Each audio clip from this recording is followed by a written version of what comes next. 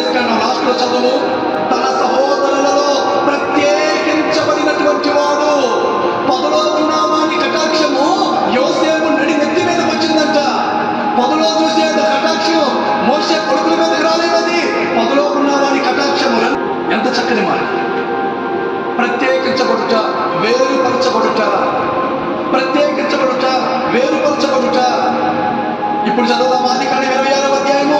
రెహోబోతు యొక్క ప్రత్యేకత ఏందో ఇప్పుడు అక్కడ రాసి పెట్టాడు చూద్దాం కదా.